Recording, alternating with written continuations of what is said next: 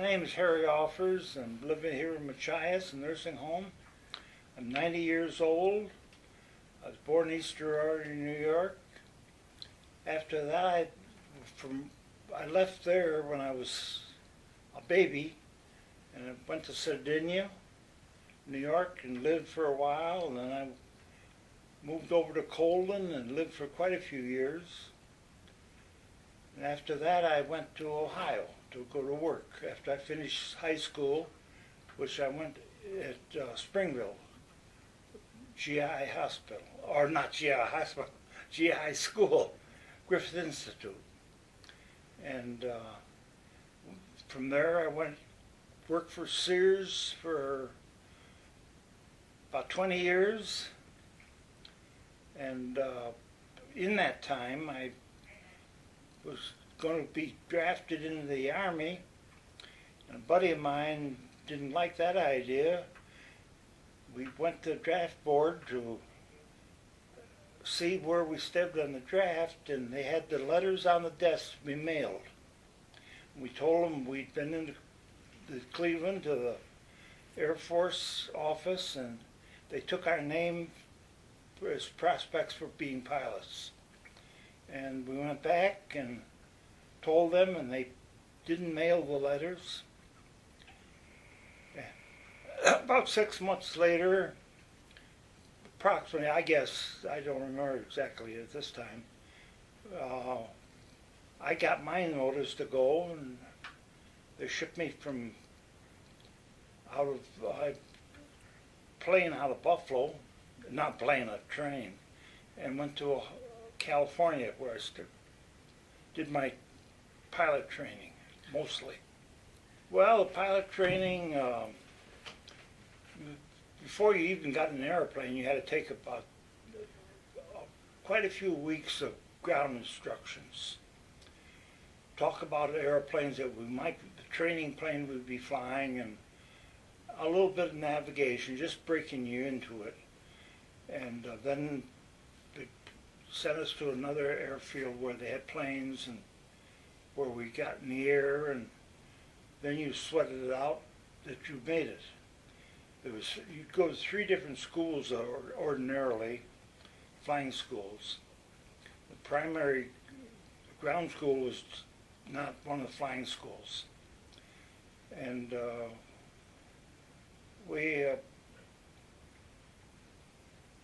little hard to connect it again. After we finished ground school and we completed that, we started flying, and then you had to fly until you got your first checks. First check was 60 hours. You've been solo flying, and past that, then we go to the next flying school. It was a German, I can't remember the number of it, but it was a bi-wing, single engine, very slow, very capable plane. You couldn't get in much trouble with it. You could put it into a spin, take your hands and feet off everything, and if you was up high enough, it'd straighten itself out, most of them, before they got down to the ground. But that was, you could hit the ground. But and after you completed that, then we went to the next one. That was a bigger plane. It was a single engine plane, but it was a bigger motor in it. And we did more cross-country flying then, which we learned navigation doing that primarily.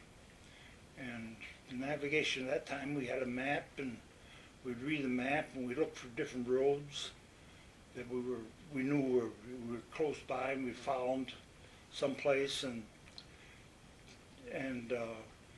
they want to see that you could find your way home with a map from another airplane. Some fellows couldn't do it. But and if you didn't do it, you didn't get a couple chances and you were out.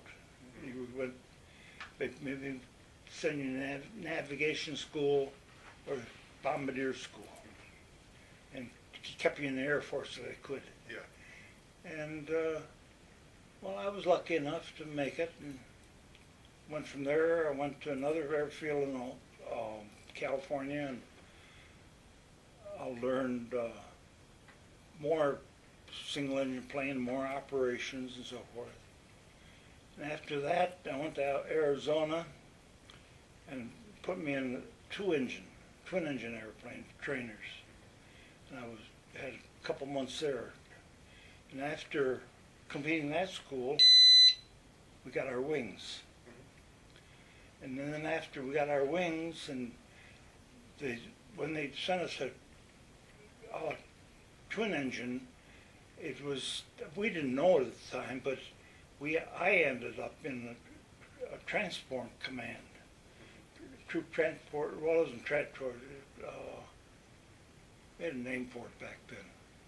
But it was flying cargo and stuff like that, and I got into that.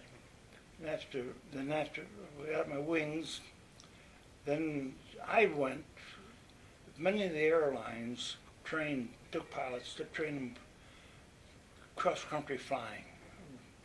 We'd fly with an airline pilot, Army airplanes that they had, and we'd take overnight trips across the country. I was stationed then in Denver, and I'd go to New Jersey one trip and go out west further than the second trip. It was strictly radio navigation.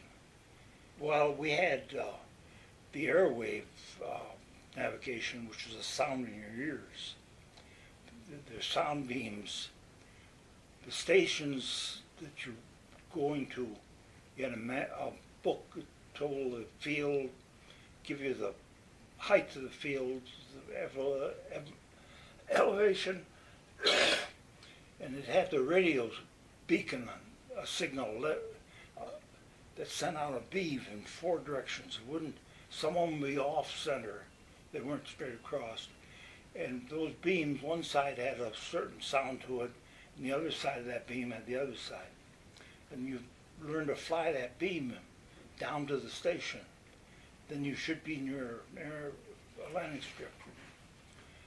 If you couldn't see the ground then, which you couldn't when you landed, because they didn't have any landing in bad weather then.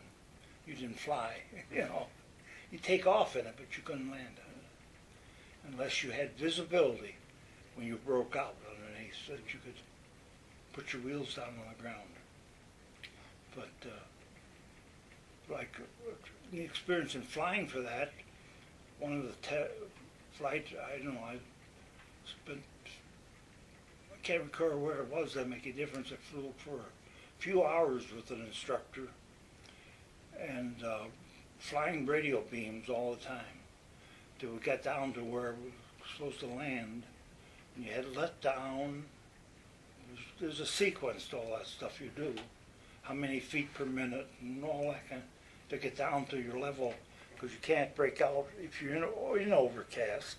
You've got to be sure you're above any hills, because if you're flying in a mountain area, you could come down and then you can't get out. But so did that and got by. Then I went over to, went back in, we were living in hotels then, when I was flying with transport pilots. Then I went over to India, training on a twin engine plane. I was the pilot and the instructor was flying with me, which he could take controls anytime he wanted to. And we come in for a landing. I don't know if it was coming just a flight or if we'd taken stop and goes or just touchdown and keep on going and go right back up again. But anyway, it came in and we put the gear down, because on these, gear folded up on the planes we were flying. And you had to check each side because there's a pin come up out of the engine itself, the steel aluminum work over the engine, showing that it was down. If that showed, it was down and locked. Denver, Colorado, I guess it was. I'm not sure of that now. But anyway, came in and went to land, and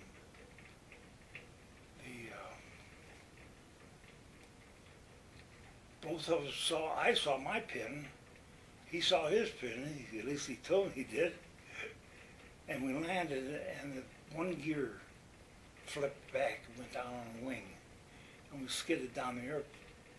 We landed about 100, that airplane, we landed about 100 to 110 miles an hour.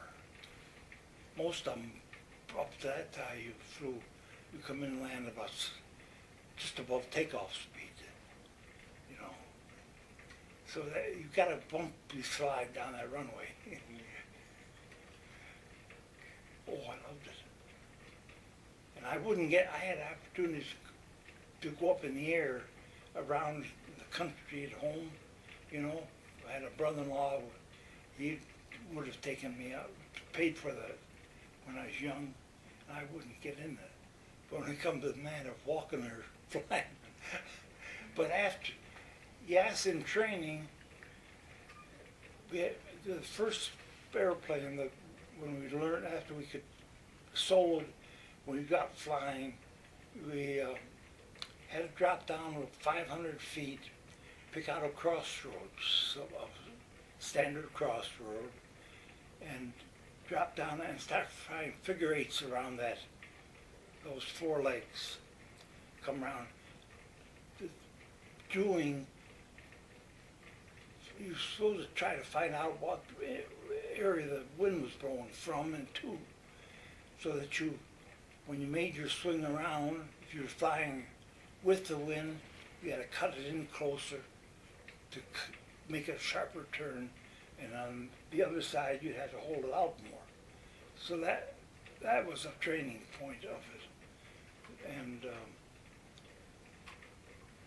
that time, a couple times in the beginning, I got sick. Because it's so close to the ground. And the thing they had to do when you got back to the airfield, they saw that you had, and probably sustained you had to get a bucket of water and a sponge and wash the side of the plane down, back there where the puke was on. And if you were flying with an instructor in the twin engine planes, the instructor sat behind the pilot. And the second pilot. So he watched everything you did. And one of the things was, keep your head moving. Because that was for fighter pilots, that they'd be always looking around if somebody coming after them. But of course I didn't have that problem. But we still had to do it. And if you didn't move your head and keep looking every once in a while, when you got back to the flight room, I didn't have to do that, but some of the fellas did. They'd make you march around this oil can hanging, and every circulation, you stop and salute it. A little embarrassing for the guys, but it got to be fun too. And just a memory, do this, which was a good thing, because if you didn't, if you ended up in that kind of a plane, that you fighter plane, somebody could be there. Well, I went to India, getting over there, I flew out of Miami, Florida, pardon me, South America, on 4-engine planes with one of the United Airlines, that plane I was on. Went to Africa, Accra, Africa, which was the furthest west side of Africa. And from there, we hopscotched across Africa by the Air Force flying us, twin-engine planes, and across the upper part of the Indian Ocean and into India. And stationed there a little while in Karachi, India, I think it was. And then we went across the country to the China border, China-Burma India border. And I was stationed there for about a year and a half, flying transports around India, mostly up in that corridor. Primarily, everything had to be flown into India because the Burma Road had been blocked off by the Japs at that time. Even flew gasoline in by barrels in the bigger planes. But we flew primarily people and merchandise or equipment and stuff in and people out. Going home maybe, or going to the hospital someplace. They were in combat over there. And well, primarily DC 47s, 49s, the same thing. And that I flew.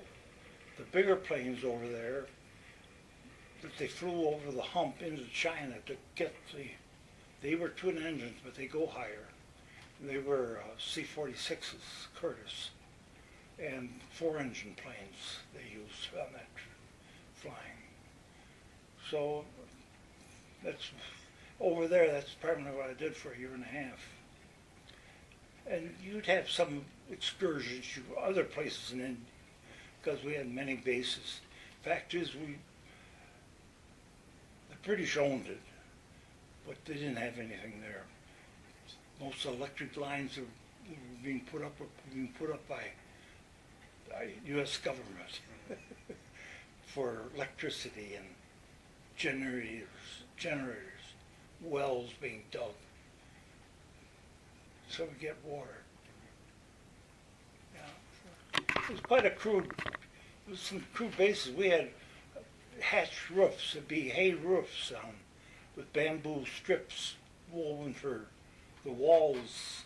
They'd pour cement maybe 3 foot high, with a floor on top of it, filled with gravel, of course. And then they built a pole, like a pole barn, and closed it with bamboo mats anchored into the poles. And they put a thatched roof on them. And if you were right along where the jungle was or the forest, rats would come out and get into it. Then they drop down to your room at night and run around your bed. I didn't stay in one of those places, but I went into some of those airfields. I didn't overnight any place like that. Didn't have to. I went over there in the monsoon season, and when I got up in the northern part near the China border, there's a lot of, in the high elevations, there's coffee plants, but they had some other kind of something they grew, bushes, some berry of some kind. And these fields were fairly new, and it was monsoon time, and it rained a lot, and it was mud. They put down on the airfield there these steel not forms, but they're probably a foot wide strips that meshed together, steel, for their landing strips. And then they did get hard type drive or tax areas in, so you could taxi. But if you got off that, you probably get stuck in the mud at that time of the year, and it was sloppy getting around. But it was an experience. When I was flying Trans-India going up to the China border, which then they had the Himalayas they had to fly over, at night time we'd be flying, we flew 24 hours a day. Then kept the airplanes in the air all the time. Pilots were at the next station, and you get there and you drop it off, another pilot take it on. And then the same way coming back till you go back to your home field. And would listen on the radio at night, particularly the fellows that are flying from India into China over the Himalayas. They loaded the C-46s fully with gas. All the gas tanks were full when they left. Plus, they probably had barrels on board if they were flying gas. They get over there, they take the gas barrels off. They drain the tanks down to what the plane should approximately use to get back over the hump, to get back into India. Going back, it was in monsoon season or with heavy winds. Those boys would run into a head speed of well, it wasn't 100 miles an hour, but I would say they 80, 90 miles an hour coming over the Himalayas. I can't remember exactly what. And of course, they would use a lot of gas coming back that way. And you listen to them at night, these fellows were coming and they were getting low on gas and they didn't know where they were. And they'd be calling on the radio to get somebody to pick them up because you get 2 or 3 stations. They could pick up the radio signal. They could get a bearing on them if they were, which most of that was all overcast. You couldn't see ground. Get a bearing where they were, and they give them a projection what to fly to get to that to nearest airfield that was open. And sometimes these fellows were screaming for information because they were so low on gas they didn't think they'd make it. Some of them didn't. In fact, I flew with a fellow that survived a crash. He hit a mountain flying back out of India or out of China, and he survived, and I flew with him back in the United States. When that guy got in the airplane to fly, he was sweating wet, nerves from that kind of an experience. But he was lucky. I didn't have any experiences like that.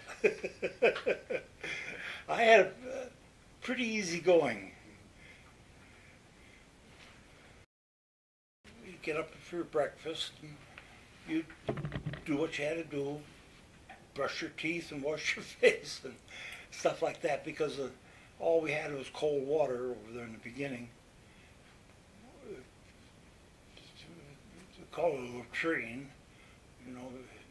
Toilets and stuff was in the building, and did that, and then you had breakfast. And if you wasn't flying, when we were flying, you had to be available to fly, but you could only fly ordinarily so many hours a month. When you got that, you wasn't supposed to fly anymore. But if they needed pilots, you flew. If you didn't, you know. But I forget the hours. It was about, I think, 80 or 90 hours a month. Log time, that's when you start your airplane rolling, and then you take that time, and you also take, when you break your wheels off the ground, you record that's what time it was. So you 80, 90 hours, something like that. And if you got that in a month, then you wasn't supposed to fly anymore that month. Then if you hit one of those things, you could take the time and go someplace over there if you wanted to. One time that happened, and some of us went up in the mountains north of our base. We took a train for, I don't know, Indian train, and then some Indian in a taxi cab took us up the mountains to this camp up there. I can't remember where it was just now. We spent a couple nights there on the side of a mountain, and then came back and to our base and started it over again, go someplace else. But if we were flying and we got down in Calcutta, we could if it was right, we could overnight there. Then we'd go in the town. There was a restaurant run by some Dutch people, which was someplace we could go in to eat. And we'd go over there and we'd have a good meal. and maybe we'd find a bar someplace and we'd drink some beer. And then we'd go, next day get on that plane and go back home. Sometimes we can't arrange it to get there for a night. Say something's wrong with the airplane, so they have to check it out at night. But those are the tricks of the trade. It didn't happen very often, but if you did, they'd be on your back. So they'd be snooping around. Where were you last night?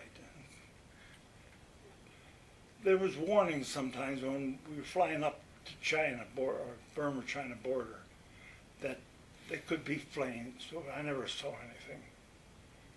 The Japs were on the ground were working up in that area, and we were much as of that afraid of as anything else, because I don't think I landed in China itself, but right on the border of China, I flew into, landed at dirt airstrips after they were trying to build another road across to take the place of the old road, Burma Road, and flying supplies and stuff into that camp that the engineers had, that they kept working that road.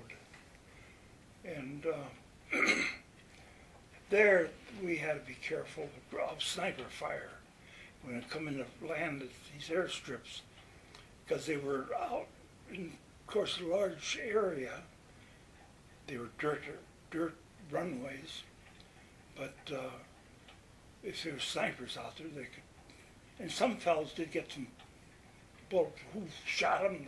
We don't know if it's Chinese or who was shooting, but we couldn't be sure.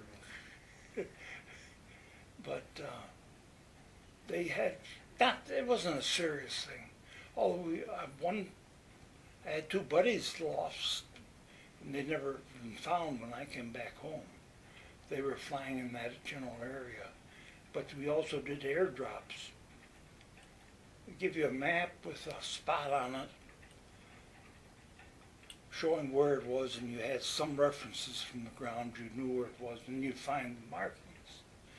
And we'd have to come down to about 500 feet, and then the fellows in the back, we didn't have the back door, the cargo doors on those planes.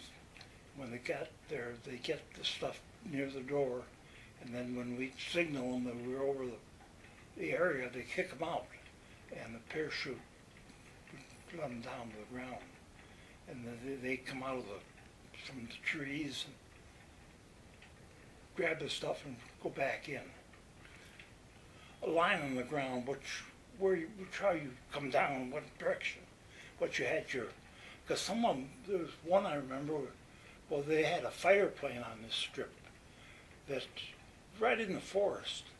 When you dropped down, you had to get up because you got to make your approach. Generally, we make an approach at least a mile away from the airfield, then about 1,000 feet. And then we gradually let down to come in on a glide path you can land on, because you want to land the first time. You don't want to have to go around. And you get down there, and they would mark it. They had an arrow or cloth or something colored. I can't remember. So you could tell which direction to land, how the ground was prepared for you to land on. A clearing, maybe many acres, and you had to come down over that.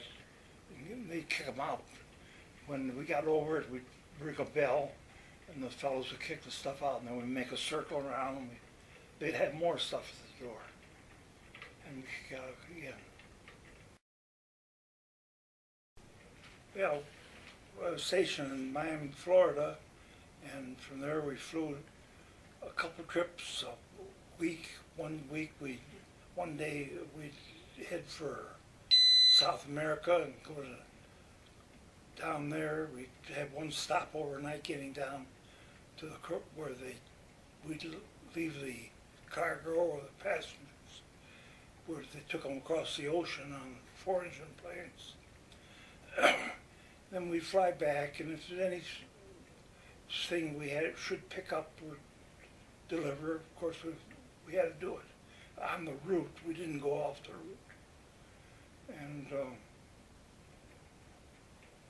got back by me and Jen, they would have a couple days maybe at home, and then depends how busy they were and how the planes come out. A plane left every day morning for that out of Miami, and when your turn came up, you took. So it was 1-2 days.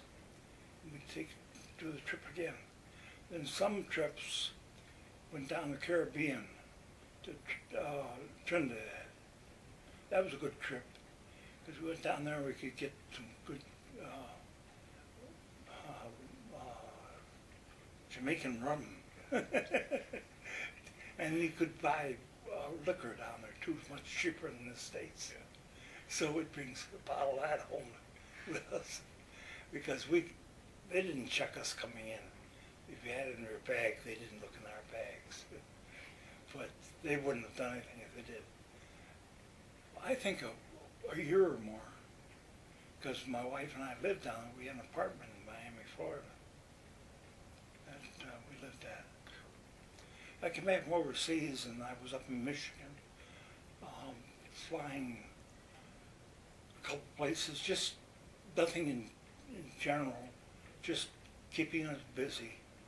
And then they sent us down there. And my wife and I, we got an apartment down there. I don't know how many, there was quite a few pilots they sent down to station there to fly to South America. They were making, the airlines were doing all that flying. And the Air Force was getting pilots back. So they put them on the planes, or they didn't fly, same planes from home, and put us, the Army people, back on them, and we took over the runs. And flying to South America, the airlines wouldn't fly down there at night, because we had to land down around, I think it's Belém, Brazil. I'm not sure of that, but you had to land for gas. And that was bad weather. It could be touchy. They wouldn't fly in there. All-day flights. When the Army took it over before I got involved with it, but they cut that out. We flew at night, and we landed down there. Well, I didn't have any problem. Weather was okay, but you could. I don't begrudge a day of my life that I spent. I got another education when I went in the Air Force. I was a high school graduate only, and didn't have the money to go to college. And I got a college education, really.